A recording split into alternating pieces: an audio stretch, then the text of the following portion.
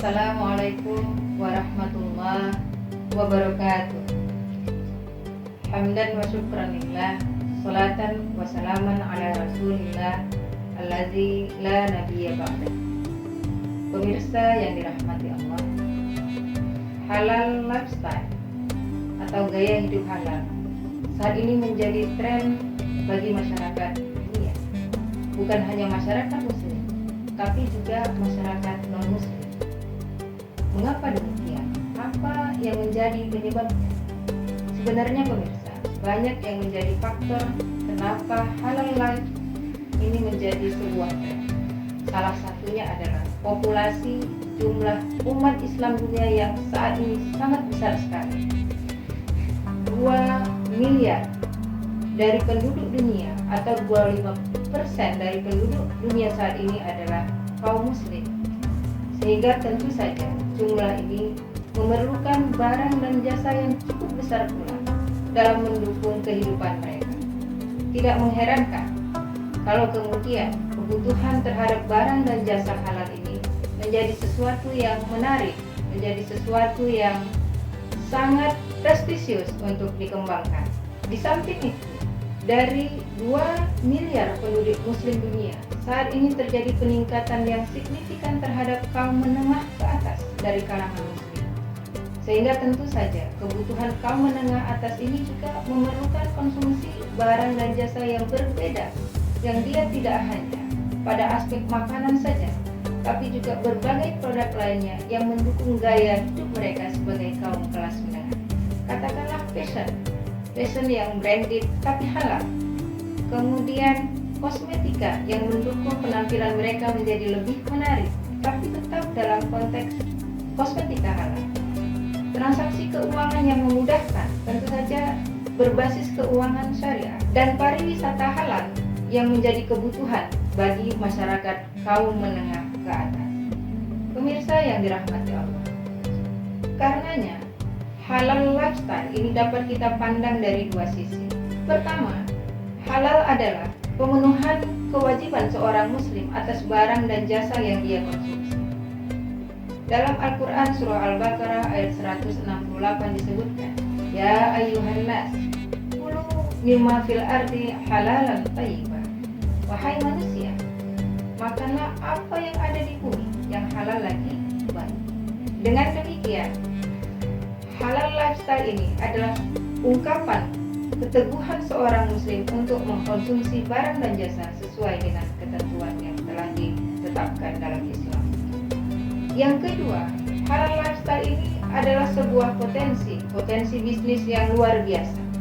Karenanya tidak mengherankan kalau kita lihat negara-negara non-muslim sangat serius menggarap isu ini, isu halal lifestyle.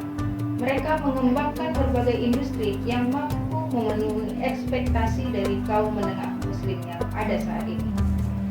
Kita lihat misalnya Thailand, mereka sangat serius mengembangkan riset-riset di bidang produk dan barang, ya.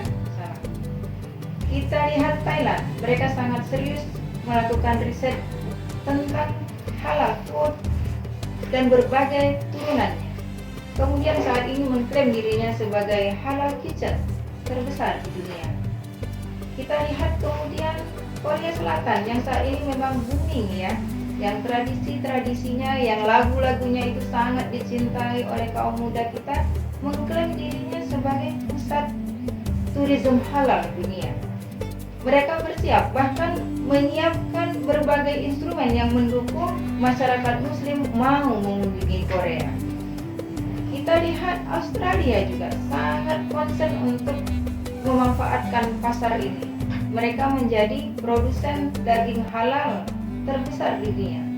Lalu Jepang yang kita tahu penduduk muslimnya itu sangat minoritas, tapi ternyata memasukkan industri halal sebagai key indikator perekonomiannya tahun 2020. Jadi industri halal, gaya hidup halal ini adalah sebuah peluang yang luar biasa. Lalu bagaimana dengan Indonesia, pemirsa yang dirahmati Allah?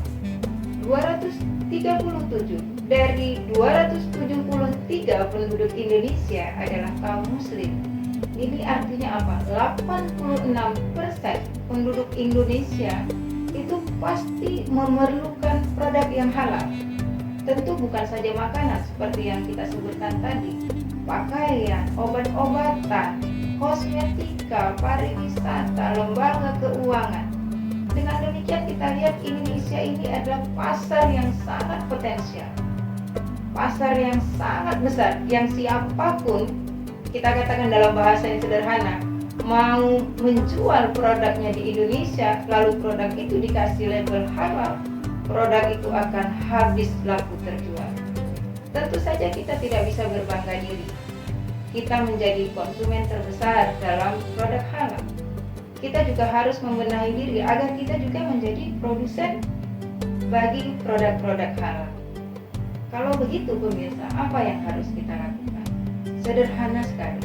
Yang pertama, kita mulai dari diri kita sendiri. Ayo, kita mulai menyadari, mengkonsumsi produk-produk yang halal lagi baik. Yang kalau secara sederhana bisa kita lihat produk yang kita konsumsi itu harus memiliki label halal.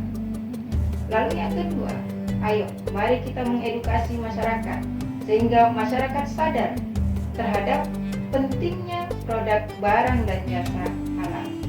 Kemudian yang ketiga, mari pemirsa sekalian, kita bisa mendampingi para UMKM kita, para pengusaha kecil kita untuk memulai memproduksi barang yang halal, yang terstandarisasi dan tersertifikasi halal. Demikian pemirsa, semoga kita semua menjadi orang terdepan dalam mengembangkan dan mendukung gaya hidup halal. Billahi taufiq wal hidayah. Assalamualaikum warahmatullahi wabarakatuh.